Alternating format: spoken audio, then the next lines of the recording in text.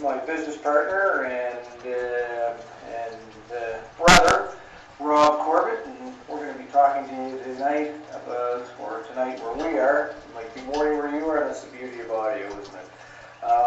We're kind of like having beside a fireplace, sitting back, relaxing. We're going to have what I call a fireside chat about the power of proper posture when it comes to following up on your leads with network marketing.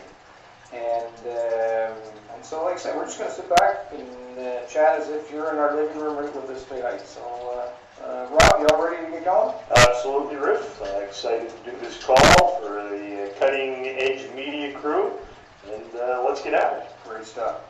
Well, you know, one of the things that I learned when I first started my network marketing career was that there was a lot of important things to remember from a strategic perspective when you get involved. I don't remember if you remember those days when you first started off, but absolutely. You know, why we're still here after spending so many years in this industry is because really, you know, we weren't timid. And this isn't, by the way, about going out and yelling at people and, you know, thumping your chest and all that kind of stuff. What proper posture is about is proper belief in what it is that you're representing in your business. And there's a fundamental truth in that if you don't believe in what it is that you're trying to convey to your prospect, your lead, they're going to see through that pretty quick. And you can have the best darn business opportunity in the world, but if you don't come across as being strong, as being, I guess, I won't say assertive is the right word, but, you know, in your voice tones and so on, if you're meek and you talk low like this, and your body posture is low, then your prospect's just going to walk away saying, well, you don't really believe in it, yet you might inside, but you're not projecting that.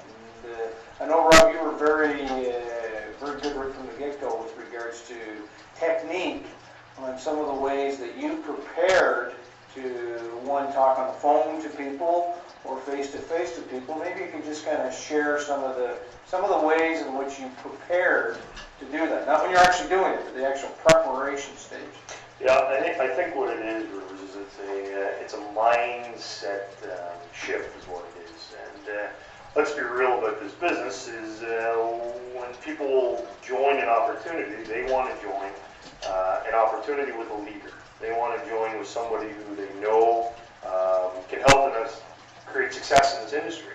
So what does that mean? That means when you're speaking with your leads or your prospects, you need to come across as that individual. You need to prepare yourself in advance. You need to practice whatever it takes to come across as having that posture when you're speaking to them. So what's that mean? That means what's a typical individual do? As we were talking about earlier, the typical individual in this industry tries to sell their prospect. Tries to, you know, they get a prospect on the phone, they get a lead on the phone, and they try to sell it. They're like, oh, and they sound desperate, they sound needy.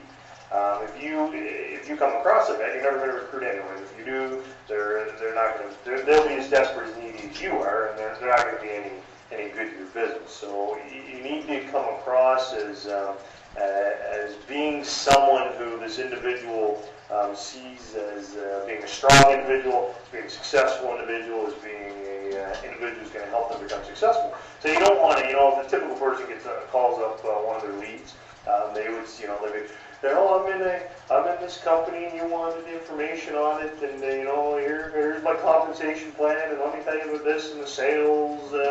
You know, this is how we do the sales, this is how the product, and they just put it all over them. And you basically become a salesperson and not a very good one at that. And the people are going to run the other way. So what you want to do is you want to shift that. You've got to understand, you've got to get the mentality right away that you are onto something. You don't need this individual. You're in charge of the conversation. And I heard it best said years ago, and this is kind of where I adopted my mindset, was you've got to pretend you're Bill Gates. You know, Bill Gates was interviewing you for a $1 million a year position. Do you think he's going to be sitting there begging you to join his business, to come in? No, you're going to have to show Bill what you have and why he should bring you into his organization. Exact same thing here.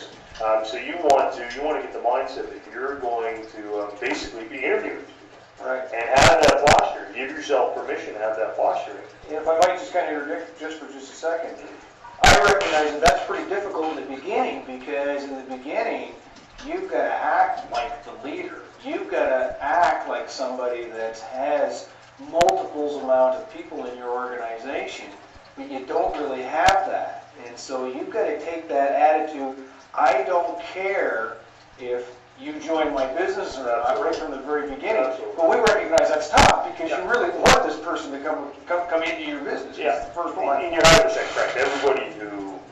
Anybody who's in a network marketing company loves to recruit, and it feels good. But what you got to get the attitude of is you just don't want to recruit anyone. And if you're just signing people to sign people, you're not going to do very well with business, because you sign people who are not qualified to do this business, and that's what you need to be doing when you're prospecting people. Is you need to be qualified, and you need to go through a series of questions. So you're 100% correct. It takes a little bit of time to get that. But the point of this sort of whole call, this whole training, is to make people aware, so they can, instead of going out there trying to hone their sales skills, they can get away from that, and they can realize right out of the gates that's not how you become successful calling leads. Is you've actually got to get this posture, this attitude of, I'm interviewing this person, this is my call, I'm going to be asking the questions. This individual's not going to control the conversation. If they do, give yourself permission to end the call. Right. Someone, if I was talking to you, Ruth, and you were just, if I was asking my questions and you were cutting me off, and I was saying, Ruth, I've been in the home-based business before, and I've been trying to get these answers from you, and if you keep saying something along the lines of, what's this all about? How much is it going to cost? What's in the product? I would just say, Rivers, I'm going to tell you what this is all about, my friend. This is about me interviewing you to see if your goals and your dreams are worthy of my time. And that guy's just posturing that. That is what that's going to do. Is that's going to send a message to these people, your prospect, that you're a serious player, and this is your game, and they can even choose the player to get in. Okay, so